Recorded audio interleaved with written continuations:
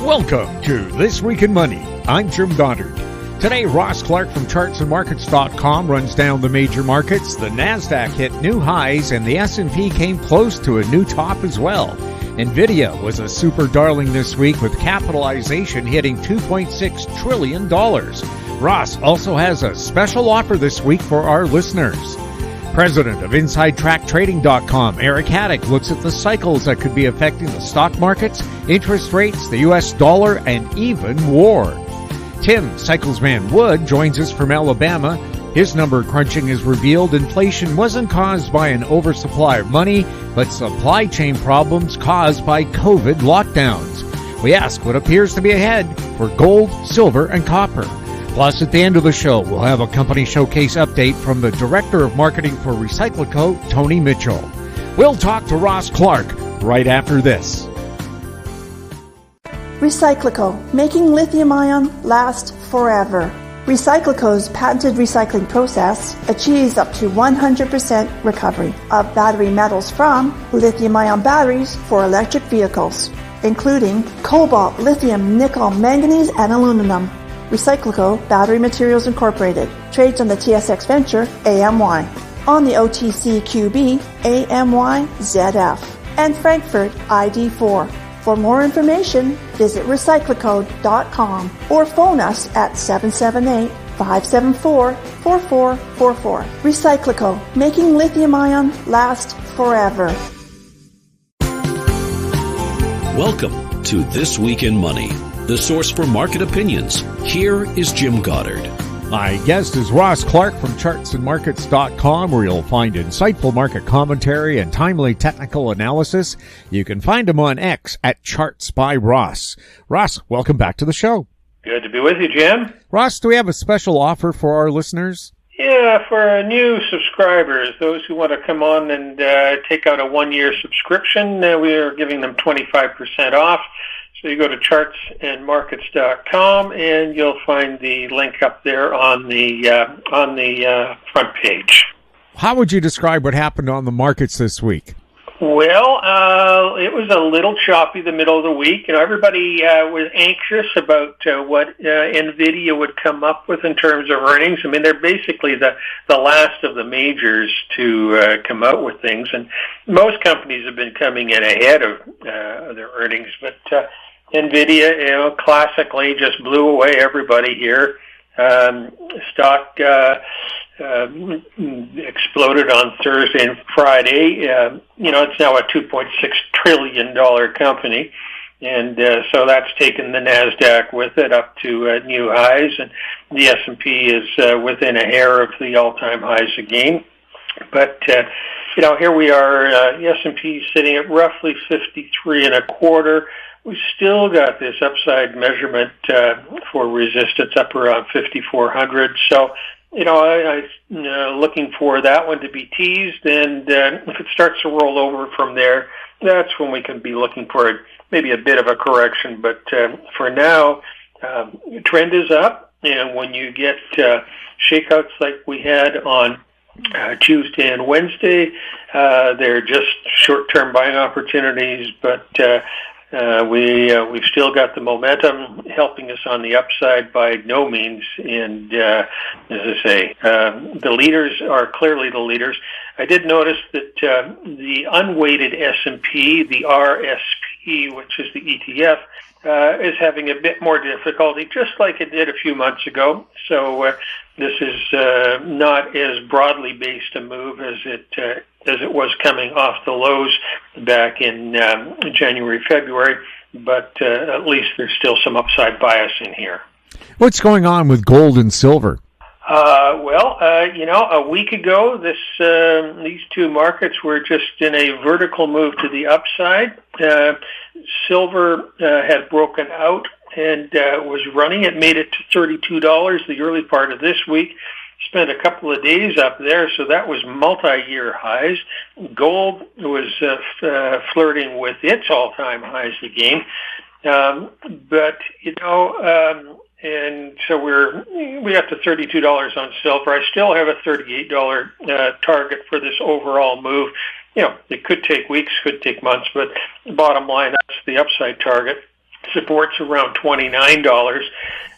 What I didn't like was that, in the 50 years that Bob and I have been around the equity markets and commodities, this was one of the very few instances where I had seen as many analysts turn bullish on silver as there were this week. I was seeing names that I hadn't seen in years and years coming out with bullish recommendations. So sentiment has just gone through the roof. We were in clearly overbought territory by the early part of the week, corrected back down just around $30. As I say, probably 29 is a make or break spot. As long as closes don't push below that, I think we're in pretty good shape. The gold market got some nice oversold readings on Thursday and Friday on this pullback, so be looking for stability to kick in there and maybe ready for the next leg on the upside. What's going on with crude? Crude, playing down at lower levels, but no breakaway on the downside. We're just spending time here and doing very, very little overall in terms of market direction, sitting at 77 3/4. We passed the seasonal high. We got a nice overbought reading up there in April around 88. I would suspect that the market's got to trend down here and put in more of a seasonal low closer to the $70 range. But we'll wait for the pieces to fall in place. I do look at that 10-year cycle that I have. Was looking for a good rally in the first half of this year, and then market to roll over ideally in April, May, and we've seen that at this point. So needs to get a pretty deep correction before we start to get attracted to that area again. What's going on with the U.S. and Canadian dollars? U.S. dollar, I was looking at it here. We've spent 17 months now inside a 6% trading range. We're at 104 3/4 right now. The top end is 106 and change. The bottom's at 101. There's really not a lot to write home about. There's short-term trading opportunities. We had a little oversold reading in the early part of this week and a bounce. Maybe that's also why we saw the pullback in the precious metals. But the bounce in the dollar was, from 104 1/4 to just shy of 105. So nothing big time there. The Canadian dollar, it's stuck inside its trading range as well. That 72 1/4 is pretty key support. 73.14 is where we are now. The most recent things we saw were commitment of traders numbers, which were very bullish down here 4 weeks ago at 72 1/4. The strength relative to the CRB index and the crude oil was pretty good, which has been supportive of this bounce. So we'll be watching it pretty carefully to see how it does on any further strength in the CRB index. Ideally, you want to see the Canadian up through 73.5 to show that it's got any real buoyancy in here. But for now, it's a trading range. I wouldn't read too much more into it than that. Resistance up in the 73.5 to 74 range. What's happening with the grains market? The grains, we got some really nice CO commitment of traders buy signals as far as the corn and soybeans and the soybean meal were concerned 2 months ago. And depending upon which one we're looking at, they're up anywhere from 12 to 30%. Been a nice move off the bottom so far. Seasonally, the wheat has probably had the better part of its run right now. And we're starting to see some overbought readings. This has gone from 535 up to 690. Been a pretty nice run for probably the best market run we've seen in the wheat market in the better part of a year and a half. corn has been really good as well. So at this point, might be looking to take some money off the table on wheat, but let the corn and soybean meal continue their run on the upside. The U.S. plans to ban the import of Russian uranium. Has that affected the price? No, surprise. It's had zero effect here. We've got the uranium price sitting at 91 and change, which has been here for the better part of a month now. The stocks, uranium stocks, took a bit of a haircut middle of the week, but bounced back reasonably well on the weekend. At the end of the week, you've got things like Cameco up within $1 of its highs. That's sort of the biggest one in the group there. But Denison Mines sitting at a multi-year high as of today.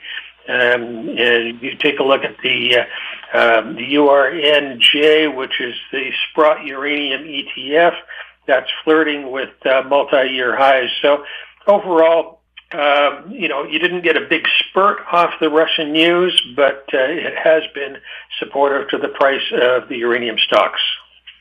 Ross, thank you so much for the update. Always a pleasure, Jim. My guest has been Ross Clark from chartsandmarkets.com. You can find him on X at Charts by Ross. Coming up, Eric Hadik, next on This Week in Money. Don't miss out. Stay informed. Receive the HowStreet.com weekly recap with thought-provoking podcasts, radio, and articles delivered to your inbox. Sign up for the HowStreet.com weekly recap on our homepage at HowStreet.com. Always consult your investment professional before making any investment decision. This Week in Money is archived online at talkdigitalnetwork.com. Welcome back. My guest is Eric Hadik, CEO and president of InsideTrackTrading.com. He's speaking to us from Central California. Welcome back to This Week in Money. Thanks for having me back, Jim. Eric, can you tell us a little bit about Inside Track and why you have two eyes in the middle of inside? The word inside is an acronym that was developed 30 years ago when starting the business. And at the time, each letter stood for one of the primary market complexes that was being followed. It's broadened a little bit since then, but that still is the core of our business, focusing on inflation markets, which would be commodities of many sorts, stock indexes, interest rates, the dollar, and energy markets. And we provide analysis and research and various publications on the financial markets, kind of starting with a focus on many of the futures markets, but broadening beyond that to everything from stock indexes to forex and currencies, gold and silver, and just providing in-depth analysis and trading strategies from a cyclical and a technical perspective. How are things at Inside Track, and how can people subscribe? Things are going pretty well here. I can't complain, and anyone can find out a lot more information and or subscribe through our primary website at InsideTrackTrading.com, and that is inside with the extra I in the middle, so it's INSIIDE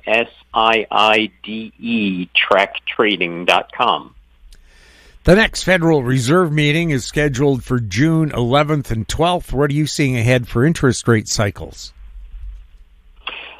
Well, I would view that from my perspective on bonds and notes. So it's actually what I'm saying will be inverse to interest rates.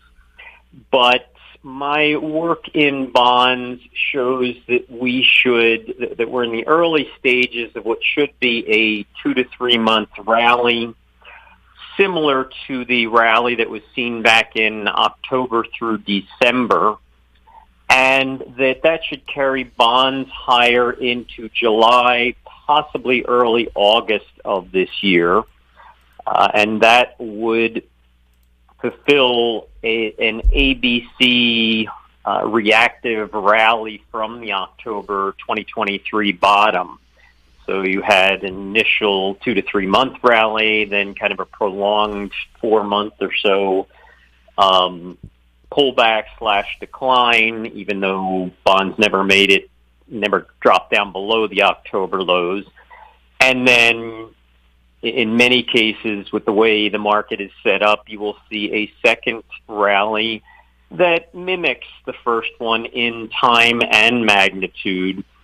So that's what I'm looking for. And there are several other technical indicators corroborating that. I always rely on synergy before I would base any or raise any credibility to a conclusion that I'm drawing.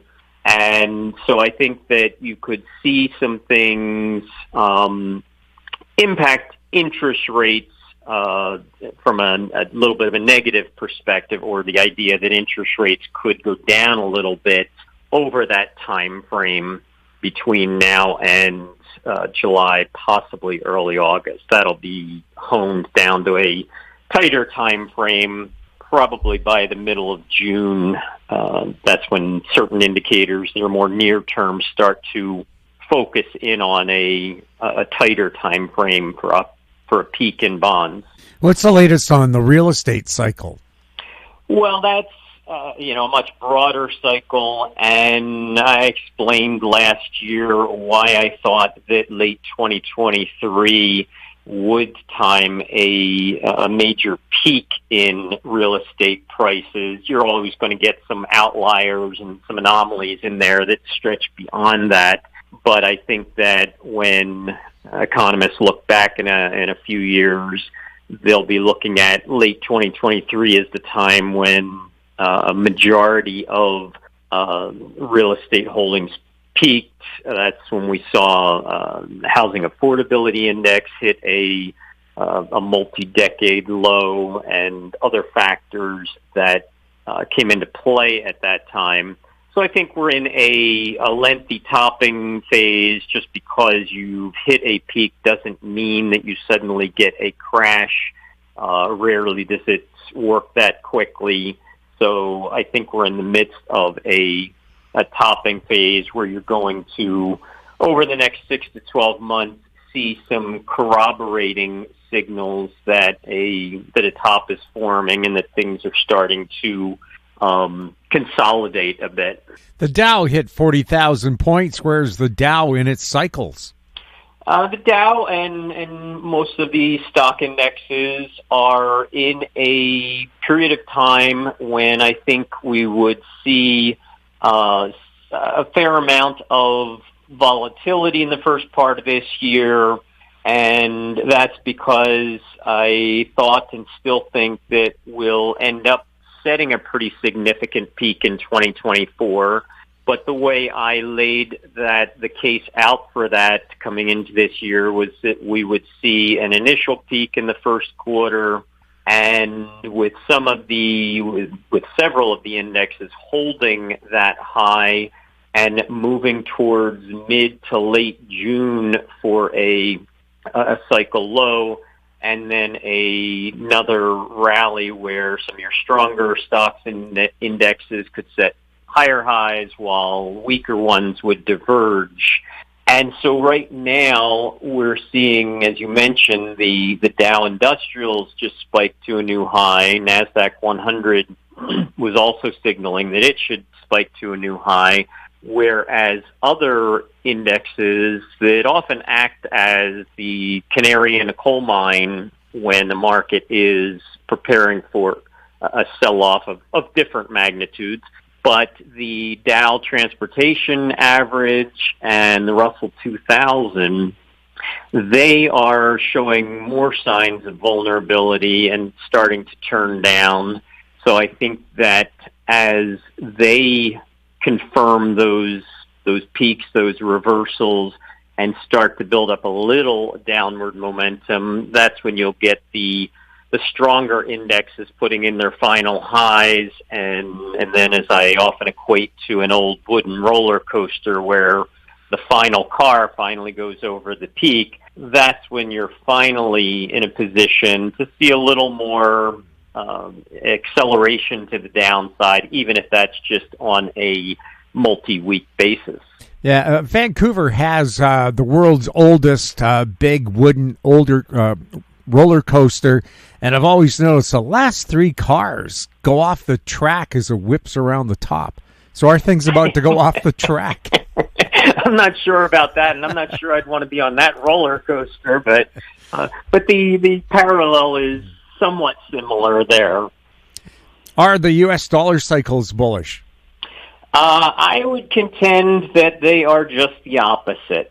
I think that the U.S. dollar is in the midst of a major topping phase, and that from the dollar index perspective, we saw a peak a couple years ago. We saw an initial sell-off, and then it had been rebounding until just recently. And there are several longer-term indicators that I use. I've been describing them for several months in my Inside Track monthly newsletter. And they are very instrumental in helping to identify a secondary top, and when things start to roll over from that secondary top. I guess you could even equate that to many roller coasters where they go through their initial down wave, and they ramp back up to about 75% of the height of the previous peak, and then start to roll over. But you had the dollar index go through this just in the last month or two, and the channel, the average that I look for the market to rebound back up to during that secondary peak, the ideal scenario is that average also flattens and turns down at the same time a market is coming back up to test it. And that's exactly what we saw in the dollar. And from an inverse perspective, you saw it in the euro, pulling back to a secondary low and testing this average as it was turning higher in the euro. And so I think we're coming into a time frame where the dollar is going to begin a second decline. But I'm also very quick to point out from a broader perspective, the dollar versus other forms of currency, instead of just other debt-backed fiat currencies where it comes down to the scenario of which is the healthiest horse in the glue factory, to use an old saying. When you look at the dollar versus other forms of currency, other forms of exchange, it has been in a downtrend since early 2016 against gold, and I explained why gold and silver would see a major secondary low in late 2022. That was part of a very consistent 7-year cycle, 14-year cycle. There were multi-month cycles coming into play there. And so that gold and silver should begin a new multi-year advance at that time, back in October 2022. And the dollar, that is right when the dollar was peaking versus the other indexes or the other currencies, the dollar index. And so now I think you're getting into that third wave for the dollar to this one to the downside.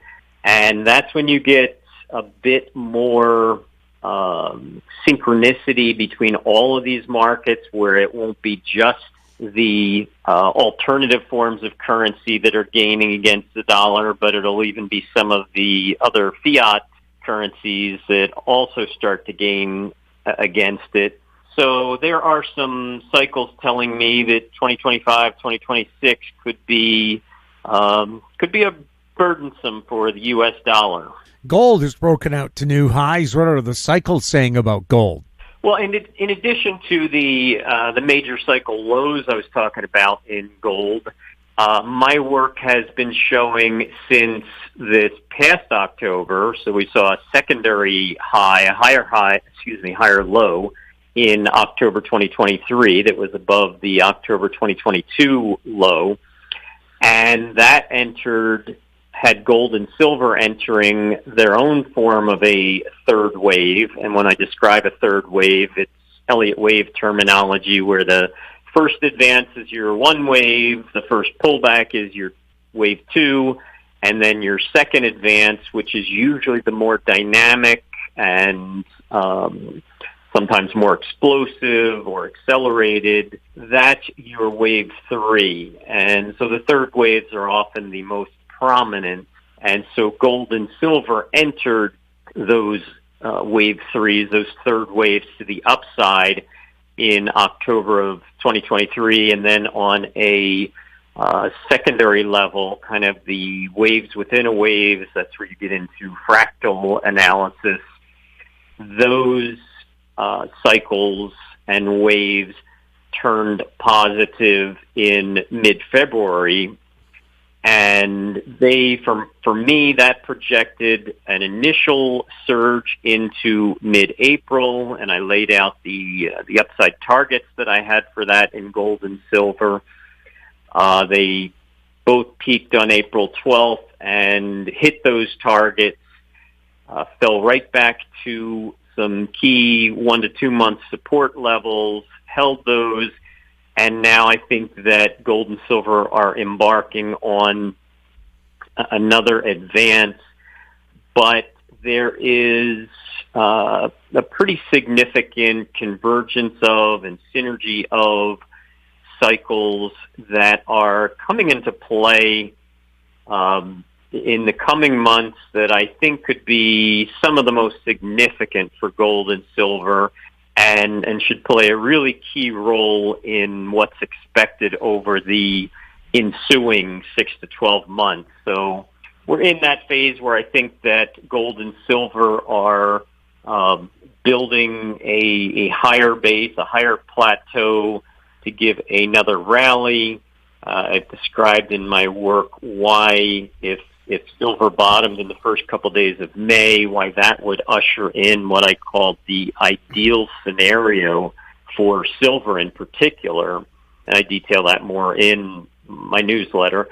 But all that to say that both gold and silver have entered the next phase of their bullish cycles, and I think are going to see still some more upside leading into mid-year. Does Bitcoin look like it's going to new highs? Bitcoin is in a trend structure where it looks like it could see a spike up to new highs in the near term, but on an intermediate basis, I think it is starting to put in an intermediate top. I think that it's more in a consolidation phase right now, even though that's a lot of volatility in that consolidation. But yes, there is a reasonable possibility it could spike to a new high. With its recent pullback low, Bitcoin created some additional targets around 75,000. So it wouldn't surprise me to see a test of that in the near term, in the next 1 to 2 weeks. But I don't think that right now, at least, it's going to see much follow through beyond that. Is China in an economic cycle? Well, they are certainly in an economic cycle, and I think that part of that is a bottoming and slowly starting to turn up leading into this year. I was explaining again in Inside Track, the monthly publication that we produce, why the Chinese stock indexes and the yuan currency were on track to set pretty significant bottoms in the first quarter of 2024. And so far we have seen that. There's some 3 to 6 month, 6 to 12 month expectations associated with that. There's also some very key cycles out in the early part of 2025. But I do think that, all things considered, that China is in a bottoming phase. But just like when I was referring to real estate, a top doesn't suddenly lead to a crash. Even more so, a bottom doesn't right away lead to a sudden surge. In fact, bottoming phases often take longer than topping phases. You can kind of think about that in relation to gravity, but even in the markets, you have forces like that where a bottom often takes quite a bit longer to form, to play out, and for it to progress or evolve to the point where you get more sustained advances coming off of that bottom. Are the war cycles heating up or cooling down? Well, I would certainly say in the near term they've been cooling down a little bit, but we can go back to discussions we've had for the last 7 to 8 years where I kind of laid out for your listeners why I thought that late 2021 through late 2025 would see a recurrence of an uncanny 80-year cycle of war that, first and foremost, I was looking at it from a U.S./Western perspective, but that cycle, due to the limited history of the U.S. As a nation, that cycle only saw, this would have been its fourth occurrence, but that as you track it back through Europe, you can track it back to at least the 1200s, and so that cycle was on track for a significant intensification in late 2021 through late 2025. So we're still in that period. I think there are still some additional phases to that, but right now we certainly seem to be on a little bit of a lull in there, but that's within an overall intensification cycle. So I think that you still need to be very careful where geopolitical stresses are concerned. Do you have any way to combine cycles? Like China right now has very high youth unemployment. They're eyeing Taiwan. Right now they're calling their war exercises around Taiwan punishment war exercises. Do countries like China, authoritarian countries, Argentina, perhaps the best example, the Falklands War in the 80s, horrible economy, let's take the people's mind off it by doing something violent and asking everybody to be patriotic. Would that be something that China would do to take the eyes off its poor economy right now? An invasion? Well, I think that's always a strong possibility, and I think that China's very calculated in their moves and their decisions, and so I'm sure that they've been watching first and foremost Russia-Ukraine situation over the last couple of years, and more recently the Middle East, Israel, Gaza, and just how the global body responds to and engages things like that. I think even assessing the will of allies for the different sides and how committed they are. And I think that the longer those things drag out and the longer that America and the West are either distracted by or their focus diluted by those types of things, it certainly heightens the risk of something happening where China is concerned. And, an all-out invasion is one of those things that's kind of the last straw. So are there other things that China does to stick their toe in the water, or their toe's already in the water, but, take it to the next level? Things with the China Sea, obviously with Taiwan Straits.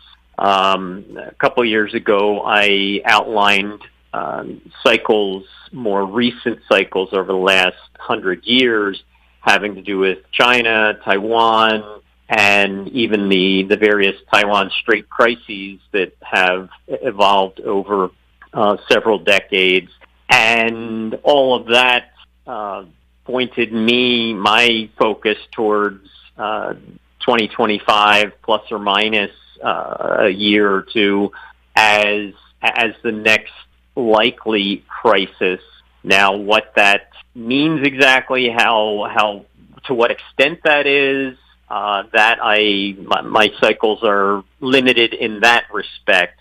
But I certainly think it has always been something with not just with authoritarian governments. You can also see where the West has been involved in things like that too, where a conflict is always good for distracting from domestic struggles, whether they be economic or social, and being able to rally the troops, rally the mindset of the populace, or at least a higher majority of the populace, behind some nationalistic fervor.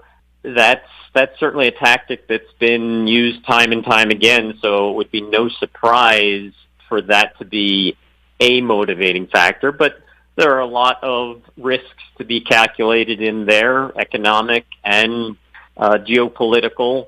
So it's certainly more than just that factor to be considered.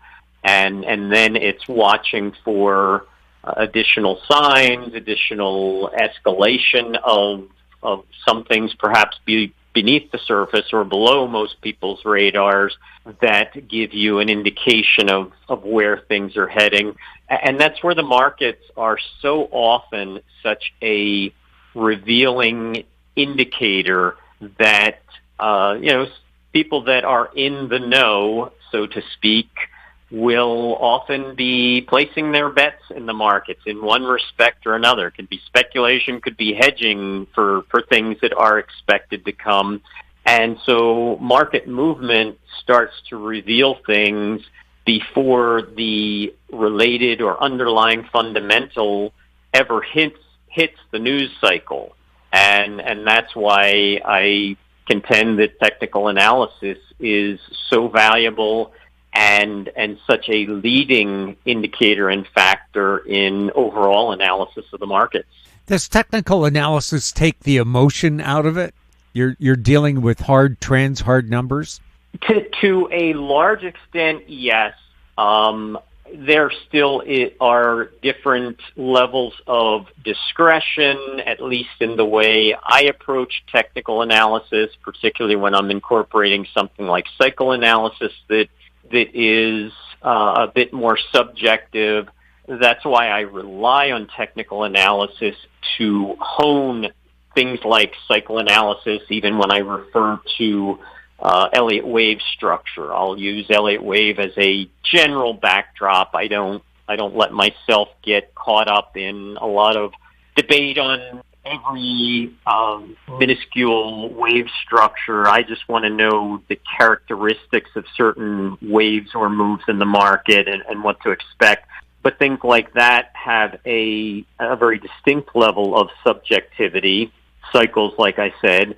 And so technical analysis and the indicators that I use and the trigger points and then confirmation points are extremely valuable in removing the majority of that emotion and removing a lot of the subjectivity, that they are kind of the filter that says, okay, right now technicals aren't agreeing with some of this more subjective analysis. So either the timing's off or there's something else that's a little bit awry. But then when those technical indicators kick in, it really increases the confidence level, the probability percentages, and that's where I think technical analysis is so valuable. And it also gives you a much clearer indication of right and wrong as far as your participation in the market. You know, when someone is looking for a specific fundamental, say interest rates, you know, we've been hearing for a year and a half now why interest rates should be heading down soon. And then all of a sudden a little bit more fundamental information comes to light, and that just gets delayed. And technicals are there to kind of tell you, okay, you know, my work is all showing this conclusion, that X should happen. But the technicals then tell me if the market surprises me and goes below this level, it's telling me that X is not happening, at least not right now. And I'd rather get out of the market, save my ammunition, save my stress and mental energy for when those technicals then kick in and say, okay, now's when there's a much higher probability for this fundamental to kick in, for this market move to occur. And there's just several related values of technical analysis to what I'm attempting to describe there. Eric, how can people follow you and subscribe to Inside Track? Well, once again, the best way is to go to our website at InsideTrackTrading.com. That's INSIIDE TrackTrading.com with the extra I in the middle of inside. And they can find a myriad of different examples, samples, publications, tutorials, explanations of some of our indicators, explanations of some of our approach to cycles, and a detailed explanation of the different publications we offer and what they can subscribe to if they so choose. Eric, thank you so much for being on This Week in Money. Thank you for having me back, Jim. It's been my pleasure. My guest has been Eric Hadik, CEO and President of InsideTrackTrading.com. Coming up, Tim Cyclesman Wood, next on This Week in Money. RecycLiCo, making lithium-ion last forever. RecycLiCo's patented recycling process achieves up to 100% recovery of battery metals from lithium-ion batteries for electric vehicles, including cobalt, lithium, nickel, manganese, and aluminum. RecycLiCo Battery Materials Inc. trades on the TSX venture AMY, on the OTCQB AMYZF, and Frankfurt ID4. For more information, visit RecycLiCo.com or phone us at 778-574-4444. RecycLiCo, making lithium-ion last forever. This Week in Money is archived online at talkdigitalnetwork.com. Welcome back. My guest is Tim Cyclesman Wood, editor of Cycles News and Views on cyclesman.com. He's speaking to us from Gulf Shores, Alabama. Welcome back to This Week in Money. Jim, thanks for having me. Tim, can you tell us about your newsletter and how people can subscribe? Yes, it's at cyclesman.com. The letter is called Cycles News and Views, and it is it's a statistical-based look. I also incorporate Dow theory and some economics, but it's all, statistical-based look at the markets. And, I guess you can get a flavor for some of that as we walk through the interview with what I do. But, that's it in a nutshell. The Dow has hit 40,000 points. Where are we now? Well, we have an short-term top. We had an intermediate-term low back a couple of weeks ago in April. And, I had said, based on some of my statistical-based markers, that the high in March was not the high. A lot of people are looking for a top. I'm very bearish long term, but I knew based on the markers that the checklist, if you will, that top was not the top and that we should move higher. We turned up out of that intermediate term low, and we've already bettered that March high. And in the short term, there's a smaller term cycle that has peaked, and we're moving down into that low, and then coming out of that low, I think we continue higher as this overall setup continues, and we move forward toward a much bigger setup. Do you think we're going to see a 50,000 Dow? I don't think so. I saw actually shot on TV. I had the TV muted, and I don't know who was saying it, but it was some analyst was calling for Dow 60,000 by 2030. I don't see that. I don't see that at all. I mean, granted, this bubble has gone on longer than anticipated, but I think we're coming to a crossroads here in the next, in the foreseeable future. So no, I don't see those kind of numbers at all. What's your long-term economic cycle, and could it go on longer than expected? Well, yes, but the answer, let's talk about the long-term economic cycle. I have identified a number of long-term economic cycles, going back to 1800, and I've determined that every major economic crisis has been associated with one of the downturns out of one of these cycles. And to give you a couple of examples, no one would remember this, and people probably don't know the market history well enough to relate to it. Maybe some will.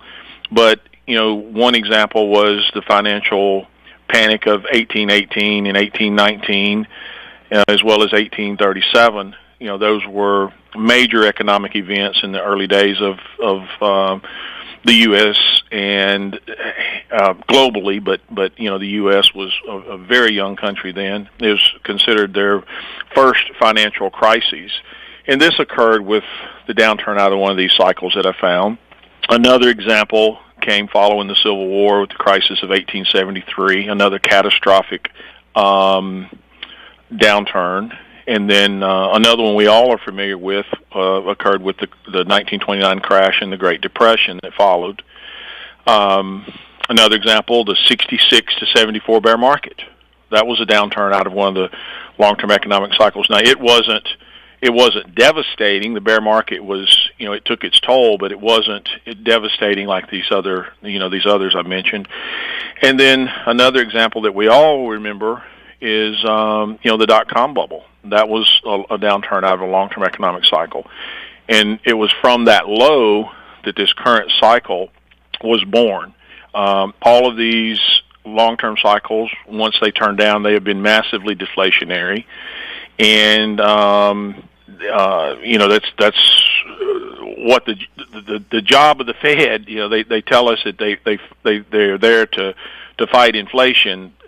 When you look at this history, they're really there, in my opinion, at least from this perspective, to fight the deflation and keep this thing going. And that's what they have done. They've done a masterful job at that. And anyway, the first attempted downturn out of the current long-term economic cycle came in 2007, and they reinflated. The second downturn came in 2020.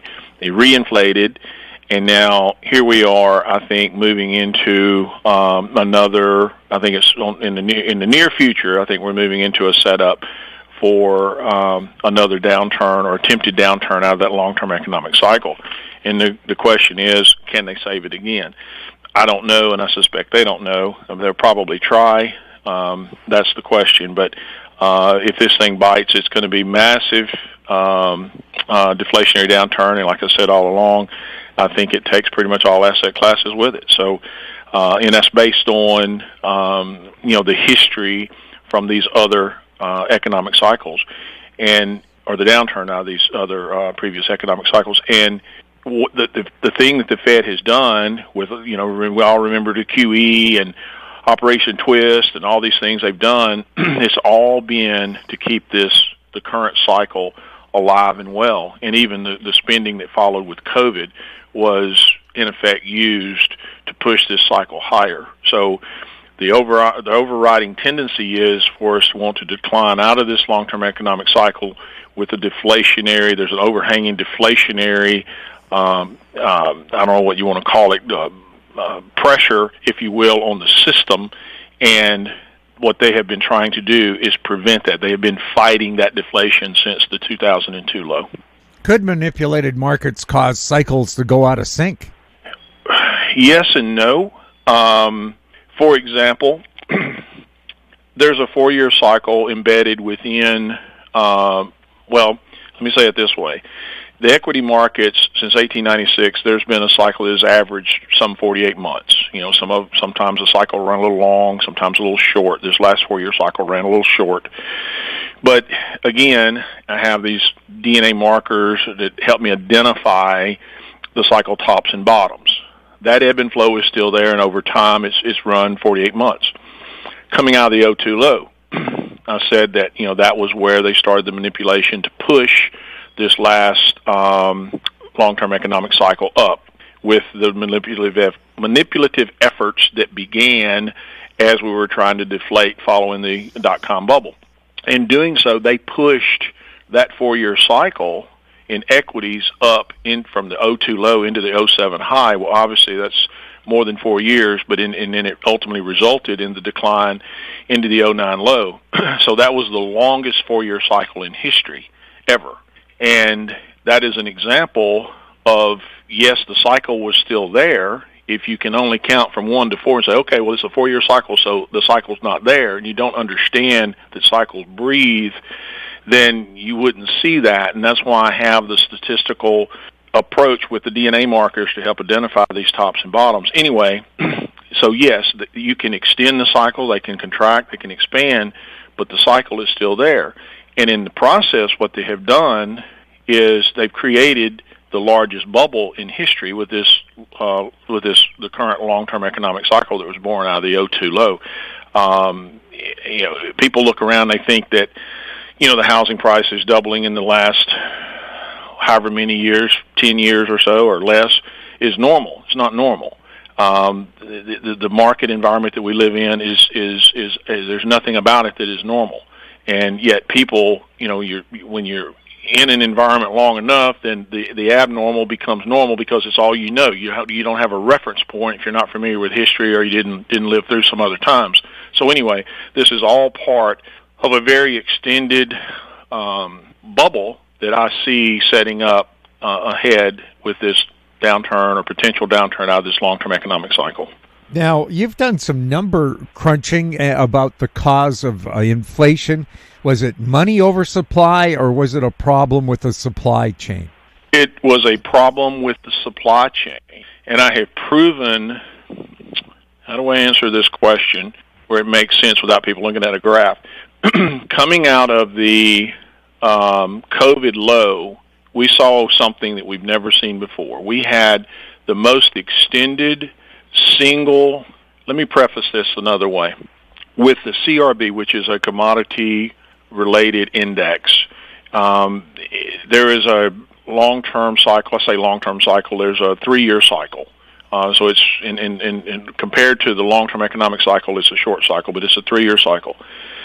Coming out of the 2020 low, we saw the most extended, highest percentage advancing, not the most extended, the highest percentage advancing 3-year cycle in the history of the CRB index. Yet, the dollar went up with it. And if you do just something as simple as overlay the two charts, they move in the opposite directions. So that clearly tells me that this was not a monetary it's not been monetary inflation. It was supply chain induced inflation. And there's some other. Yeah, go ahead. I was going to say, how does the Fed hiking interest rates help supply chain problems? It doesn't. The Fed hiking. It's like Richard Russell used to say in reference to the Fed: inflate or die. They have to inflate. If the system begins to deflate, the system dies. They have to inflate, and so. The supply chain issues, from my perspective, knowing the history that I know and understanding, how this relates to these long-term economic cycles, coming out of the COVID low, they had to. The system was trying to deflate, so they had to reinflate it. How do you reinflate it? You have to get prices up. How do you get prices up? You create the supply chain shortages, and then they needed to get interest rates up because they were trapped.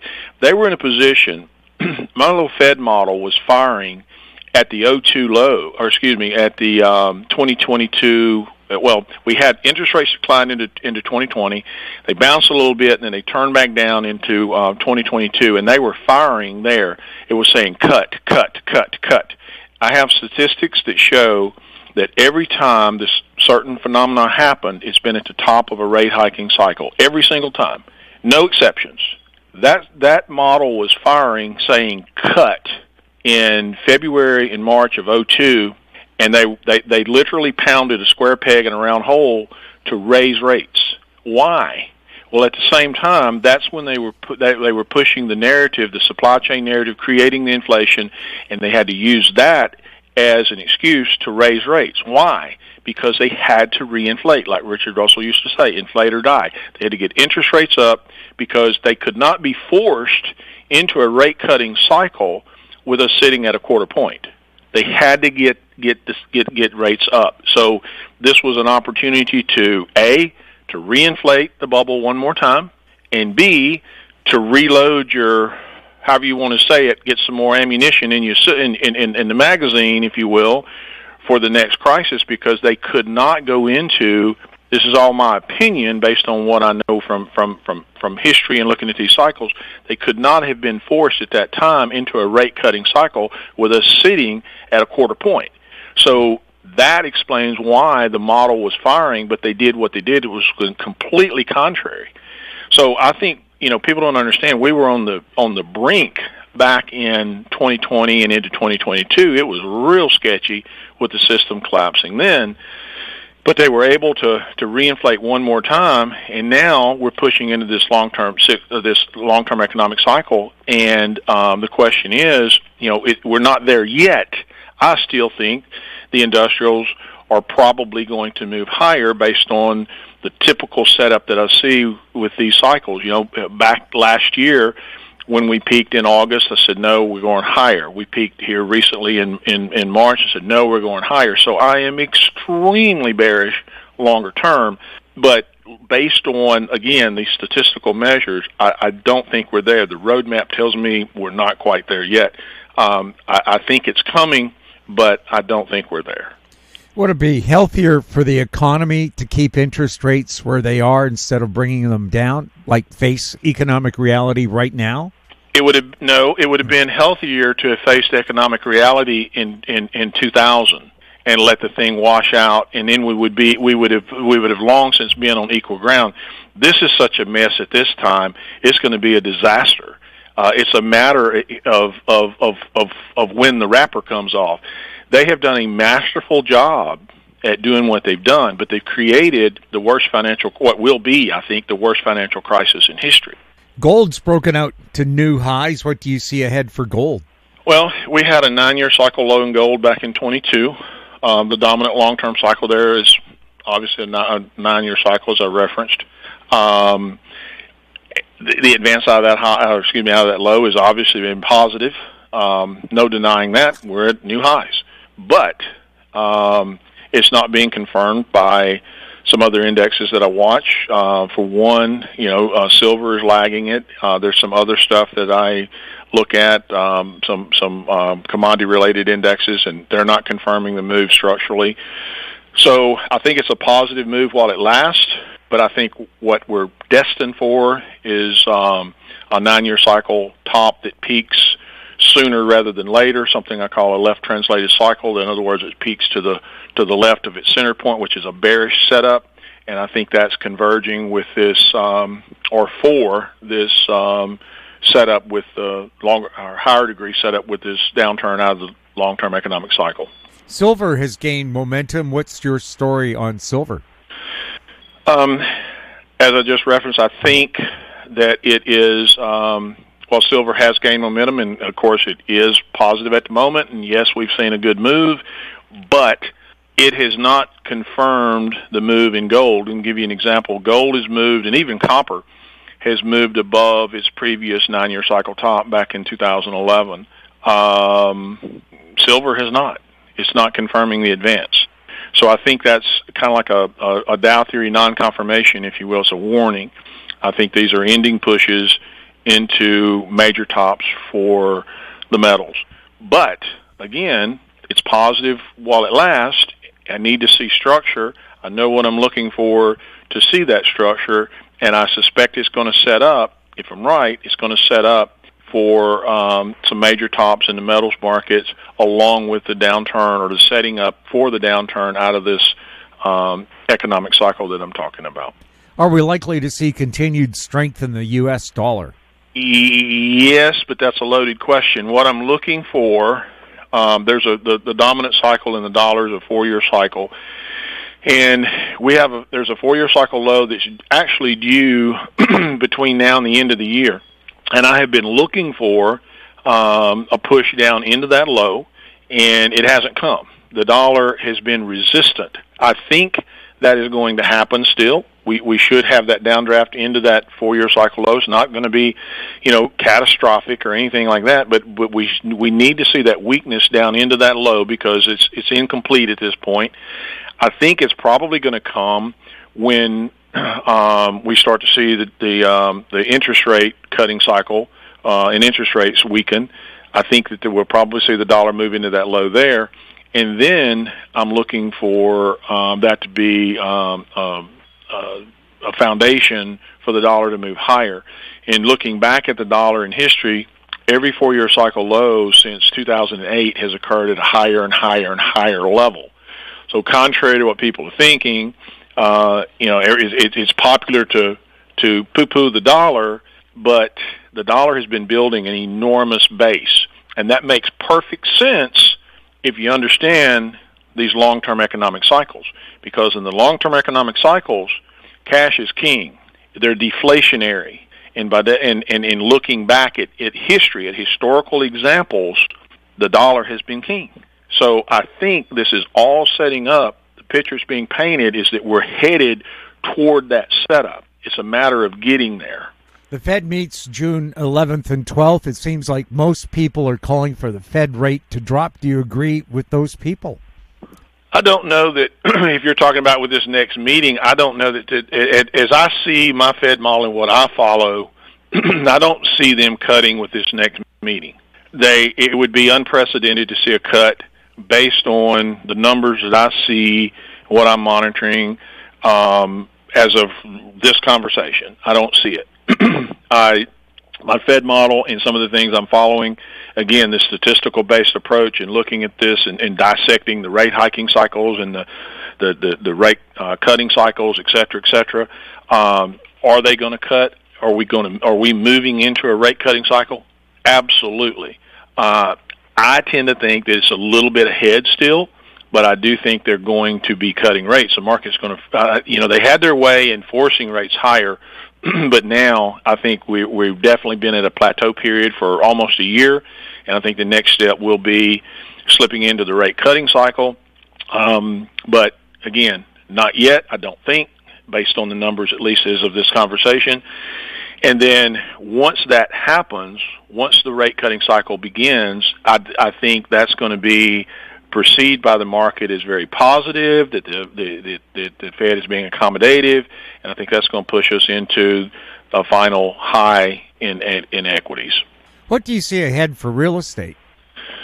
Down, peaking down. I mean, it's insanity. This dwarfs the 06-07 top in real estate, and I think like I said, when this long-term economic cycle bites and we turn down, I think all asset classes go with it, real estate included, no exception. In theory, could real estate crash a year before the stock markets do? I don't know about crash, but it could certainly weaken. I'll give you an example, and I don't mean for this to sound like an arrogant example. Let me give you a real live example of cycles, and maybe I was lucky. I don't think so. I mean, it was I talked about this in an interview actually back in the day on another show, live on the air. Talked about it and did an article on it. But I was sitting in a meeting I was on a board, and I was sitting in a meeting with a guy who was I don't know. He was in charge of the development in the neighborhood I was in at the time. They were coming in building houses and this sort of thing. And I warned him about real estate. And I can't say on the air exactly what he said, but he said, "What do you know about real estate?" And I said, "Well, I don't know anything, but I can read a chart." And he had a few words for me, like belittling. And a couple of years later, this was in 06-07, and I had identified that there was a problem with real estate. I saw what I saw in the charts, knew it was coming, knew we were heading into the most extended 4-year cycle in history. I had made predictions on the downturn following the 2007 top, said we would go below, or even leading into the 2007 top. I stuck to my gun, said we're going to go below the 2002 4-year cycle low when we turn down. And so I'd seen the housing market top as a precursor to that setup. And anyway, 2 years later, the guy was bankrupt.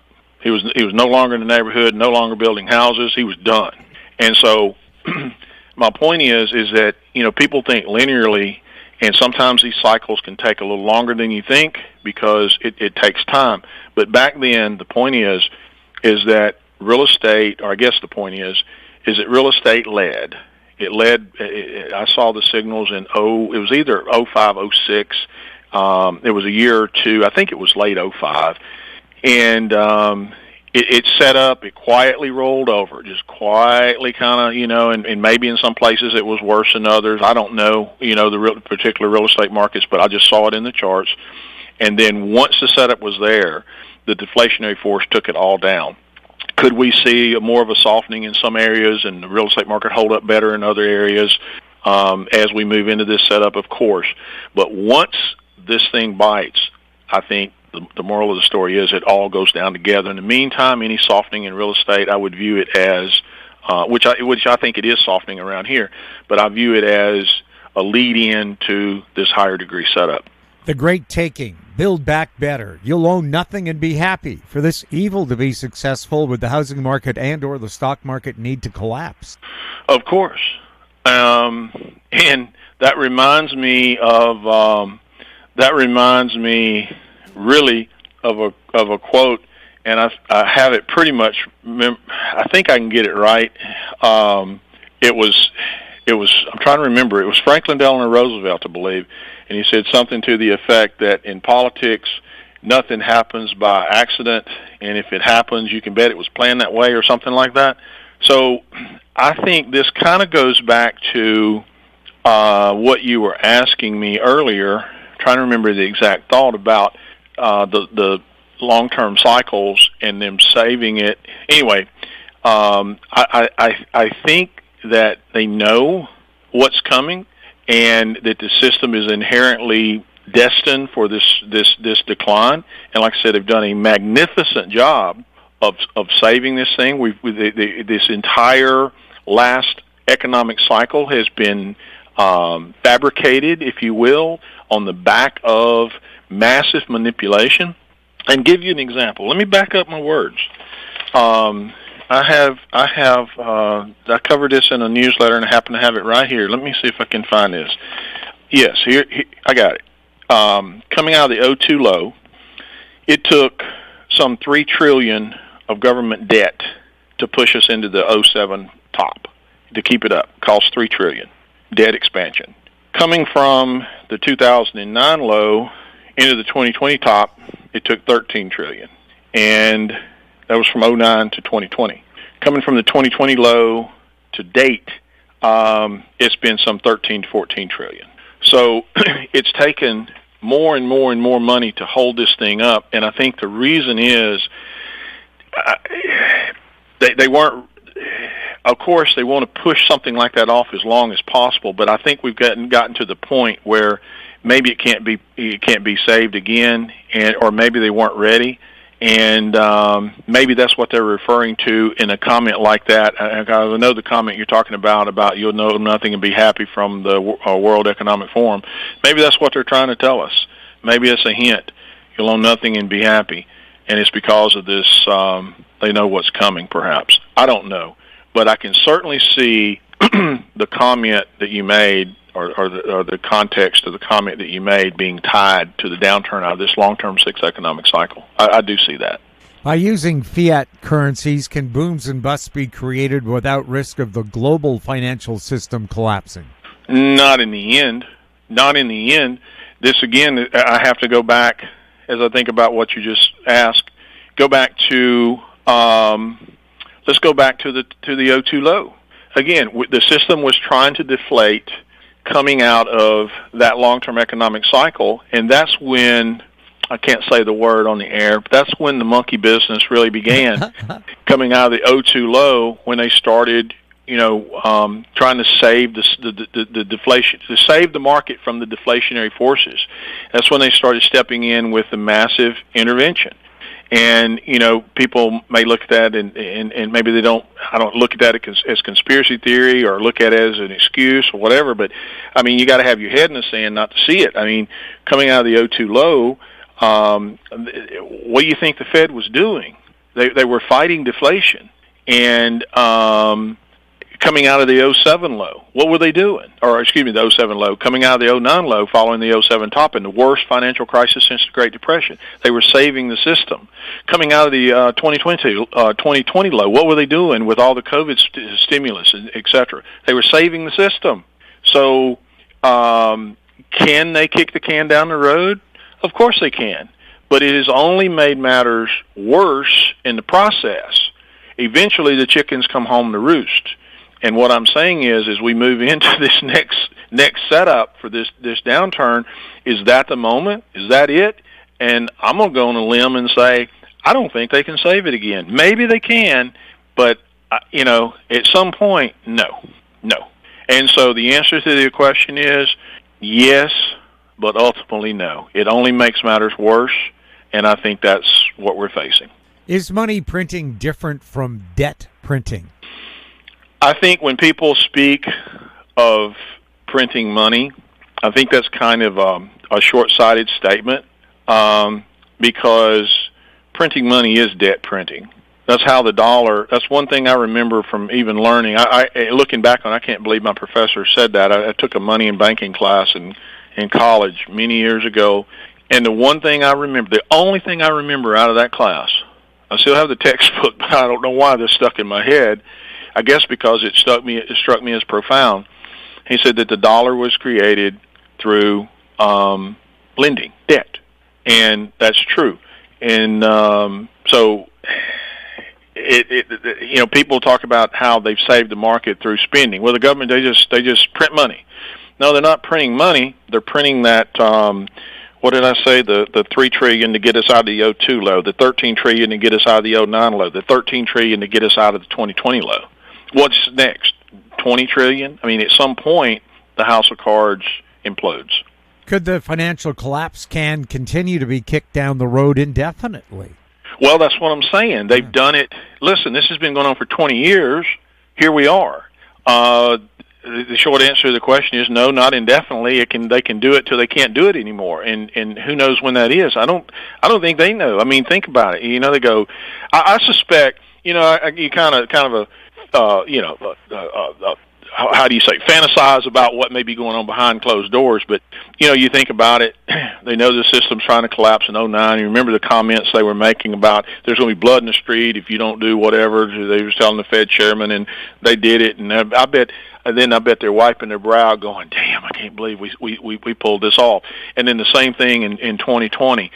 Coming out of that, we have to pass this stimulus package, and they go, "Oh man, did they know that it was going to work?" It's kind of like this mad scientist experiment. Is it going to work? Is it going to work? Holy crap, it worked. It's not going to work indefinitely. This week in the U.S., the House passed a bill banning central bank digital currencies. Could this force the rest of the world to abandon central bank digital currencies? I got to refer back to my FDR quote on that. If something happens in politics, it's probably by design. So I don't know. You're asking the wrong person on that, because I'm about as politically agnostic as they come. I think it's probably theater. They're going to do what they're going to do. This can be spun into some angle that just because the House passed it doesn't mean the Senate will. I don't know, but whatever's going to happen is going to happen, and it makes no difference. The House, it's just a house of puppets as far as I'm concerned. It doesn't matter. They're going to do what the money masters tell them to do. And if we're destined for a central bank digital currency, it's going to happen. And if we're not, it's not. What the House does doesn't amount to a hill of beans. I think this is some form of theater.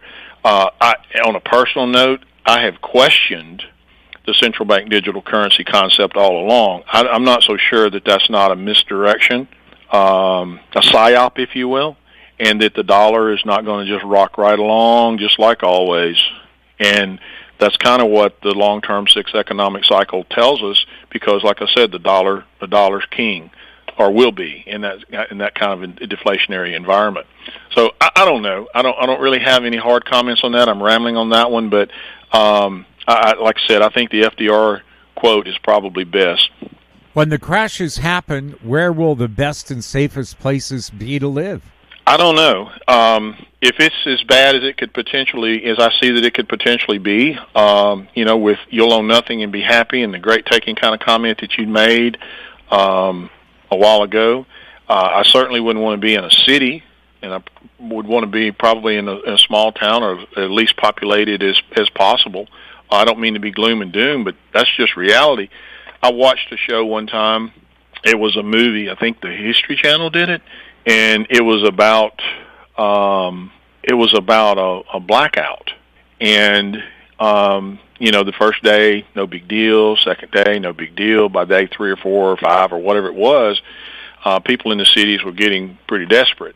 And of course, it was just a TV show, but there's an element of truth in that. And imagine if we did have a total economic collapse, and imagine if the supply chains really were disrupted, not just a pseudo disruption like we saw with COVID, but a real disruption.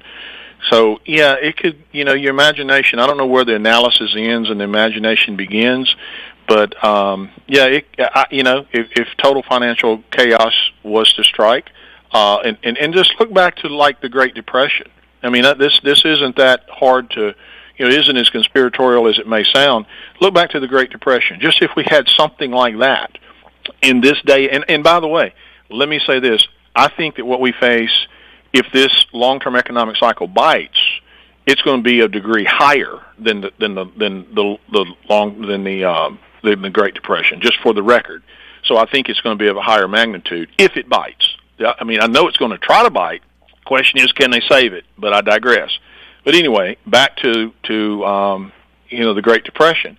Imagine if we just had something like that in this environment, with the population what it is, and the people. We don't live on farms like they did back in the day. We're not self-sustainable like they were because of that. The morality of the people. I can see how that could turn into a real shit show real quick. And that's not going real far out on a limb, I don't think. Tim, where can people subscribe to your newsletter? I am at cyclesman.com, and anyone interested in this, I've been covering these economic cycles. I think this is the most important thing imaginable, moving into the political environment with the election and this cycle, the stock market moving into a new high. Everything that's happening is all converging as we move into this election period. I've been covering it. I'm looking at it. It's not just opinion. I've been looking at this from a statistical, historical. I'm looking at economic data. I mean, it's a data-driven opinion that I publish in these letters. I show the research. It's not, I'd call it a research letter because I feel like it's more than a newsletter. It's a research letter showing the facts. So anyway, it's available at cyclesman.com. Tim, thank you so much for being on This Week in Money. Thank you for having me. My guest has been Tim Cyclesman Wood, editor of Cycles News and Views on cyclesman.com. And that wraps up our show for this week. We'd like to thank our guests, Ross Clark, Eric Hadik, and Tim Cyclesman Wood. And thank you for listening. If you have any questions for the show or for our guests, you can send them to info@howstreet.com. Now stand by for a company showcase update from the Director of Marketing for RecycLiCo, Tony Mitchell. I'm Jim Goddard. We'll be back next week with more This Week in Money. Comments made on This Week in Money are an expression of opinion only and should not be construed in any manner whatsoever as recommendations to buy or sell any financial instrument at any time. Archived online at talkdigitalnetwork.com. This Week in Money is a production of Howe Street Media Incorporated. Executive producer is Tom Allen.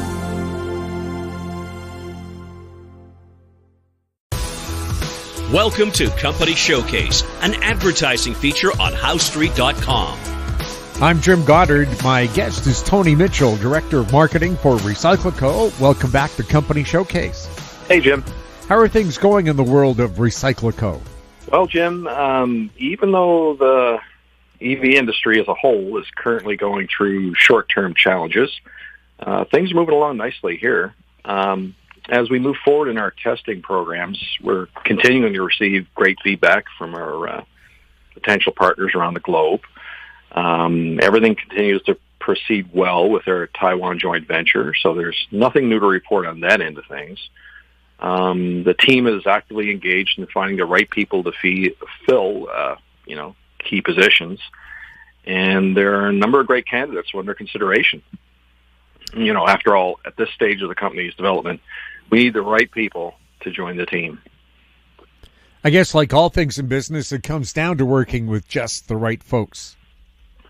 Oh, yeah, Jim, it truly does. And this also applies to engaging with potential business partners. You can have the greatest product or service in the world, but unless you can connect your offering with the right person or people who are actively looking for a solution to their problem, you're wasting your time and in lots of cases theirs as well. But, unfortunately, in many cases, the person who's highly interested in your solution may not be the same person who makes the final decision to pull the trigger and integrate your solution within their operations. For example, let's say a middle management engineer is a big fan of your tech, but he needs to get the approval of a CEO. This may take months of back and forth between various departments and hundreds of people on his end before we even hear back from anyone on our end. That can be pretty frustrating and take a lot of patience. Oh, yeah, Jim. For someone such as myself who doesn't naturally have a lot of patience, I've been forced to grow in that regard. However, once you have a proven your solution to them is a win-win for both parties, it could be a match made in heaven. Such as the first commercial joint venture we have with Zenith Chemical Corporation in Taiwan. I personally, I suspect it happened so quickly because James Fang, the chairman of Zenith, fully understood the power of our technology, went through our test program, and after seeing the results, wanted to do a joint venture because it just made great business sense. He didn't need to get approval from a bunch of other departments. He understood the clear benefits of our technology and knew a great deal when he saw it. So patience in building relationships can pay off. Yes, Jim, it certainly can. I just had a long conversation with Johan Rudat yesterday about the current ups and downs in the EV industry and where we sit within it. And maybe for those listeners who don't know who Johan is, he spent 10 years working directly under Elon Musk, the CEO of Tesla, where he helped launch models S, 3, X, and Roadster in Europe. Johan is on RecycLiCo's advisory board and a big fan of our technology and process. So when we were chatting, he shared some great tips with me from his days at Tesla. And while recently working with Pininfarina to launch their first ever electric hypercar, the Battista. Johan is certainly someone who truly understands the importance of building relationships with key decision makers. And having been in key positions at the tops of such respected major brands, he's primarily interacting with people in key positions in all of the major companies he's in talks with. It's like the old saying, Jim, birds of a feather flock together. It doesn't sound like he's the sort of a guy to play around in the kids' end of the pool. No. Johan is loaded for bear and on the hunt in Europe, Saudi Arabia, and elsewhere. Keen to land RecycLiCo a major joint venture ASAP. And his goals align perfectly with everyone else's here on the RecycLiCo team. We all bring unique perspectives and decades of experience to the game. And as we continue to patiently prove out our process, with over 22 major MOU testing partners, it's inevitable that our leading lithium-ion battery recovery and upcycling technology will be integrated within multiple battery production and recycling operations around the globe. It's just a matter of time and like I said before, patience. You were mentioning during our last podcast, there are still people burning batteries and calling it recycling. Why in the world are there still companies burning batteries? Yeah, I know, Jim. It's pretty crazy, isn't it? And I remember, chatting about that. It's interesting. There are smelters around the globe which still recycle, I say in air quotes again, battery waste by burning them, in addition to processing, their main business, which is mined ore. They burn off the lithium in their process and recover a small portion of the valuable battery materials locked within the battery waste feedstock, which would still require much more processing to make battery ready again. So it's not a great prospect, but hey, as long as they didn't pay for anything for the batteries to begin with, it adds to their bottom line. Like, you know what? What I've learned recently is the really interesting thing is that many of these smelters produce sulfuric acid as a byproduct of processing their mined ore. And wouldn't you know it, sulfuric acid is one of the key chemicals used in our patented environmentally friendly closed-loop process, which means we can potentially convert pyrometallurgical smelting operations, which currently only recover, 10 to 15% of the elements within battery waste, raking it off and stuff after it goes through their smelter, into highly efficient hydro metallurgical operations that can reuse the byproducts they currently produce, the sulfuric acid, as I said, to recover up to 99% of those valuable battery materials for direct reuse in new battery production. That sounds like a win-win scenario for RecycLiCo, the smelter, and the environment. Yes, it is, Jim. And making the switch from a highly energy-intensive pyromet process to our patented closed-loop hydromet process dramatically lowers the carbon footprint of such an operation, without any wastewater or chemicals going into our environment to worry about in the future. And this scenario of how our recycling technology can be applied alongside existing smelter operations around the globe is just one of the many world-changing examples from a RecycLiCo team member with a unique perspective gained from decades of experience in mining and, how smelters run. So in the future, I look forward to sharing other perspectives from RecycLiCo's team, along with other info about our amazing lithium-ion battery upcycling process. For people who are new to RecycLiCo, where are you traded and where can they get more information? Certainly, Jim. We're traded on the TSX Venture under the ticker symbol AMY, on the OTCQB under the ticker symbol AMYZF, and on the Frankfurt Stock Exchange under the ticker symbol ID4. And you can always get more information on our website at RecycLiCo.com. Tony, thank you so much for the update. Thank you, Jim, and have a great weekend. My guest has been Tony Mitchell, Director of Marketing for RecycLiCo. I'm Jim Goddard. Our conversation took place on May 23rd. Comments made on Company Showcase are an expression of opinion only and should not be construed in any manner whatsoever as recommendations to buy or sell any financial instrument at any time. Archived online at HowStreet.com. Company Showcase is a production of How Street Media Incorporated.